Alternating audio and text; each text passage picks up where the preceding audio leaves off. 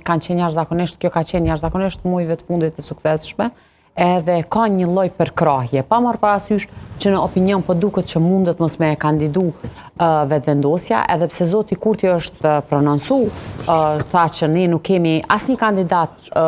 që mundemi faktikisht me qitë si kandidatur për prezident, por zoti Kurti në anën tjetër e ka fitu me 51% dhe është fituesi absolut i këtyre zgjedhjeve, nuk ka nevojë ai për një post presidenti, i cili është i rëndësishëm në Republikën tonë, mirë po jo edhe deri në atë masin i rëndësishëm që edhe një herë me çu vendin në zgjedhje. Përpos zotit Kurti, as partitë tjera nuk janë të gatshme, nuk ka diçka risi që ka ndodhur për 2 muaj që me mujt me çu vendin në zgjedhje. Kështu që edhe pse Zoja Osmani është një figurë kompletume, mundemi me thonë që sa i përket politikës jashtme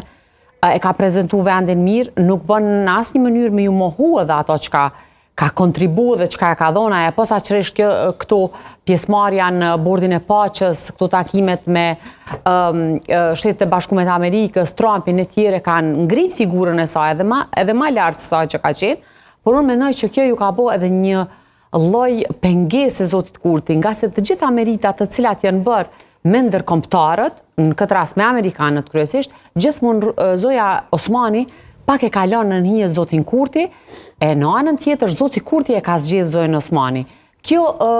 gjithmonë kemi analizuar dhe kemi thënë, po, 2021 një fitu shumë vota për arsye se Zoja Vjosa Osmani ka qenë garë edhe VV-ja ka shku shumë përpara. E kjo tezë faktikisht bjen. Me 28 dhjetor shohim që zoti Kurti është ai i cili e bën faktikisht votën më të madhe dhe nuk ka në këtë rast, deri më tani si është sjell situata, nuk ka nevojë. Nuk mendoj që vendi do të shkon zgjedhje,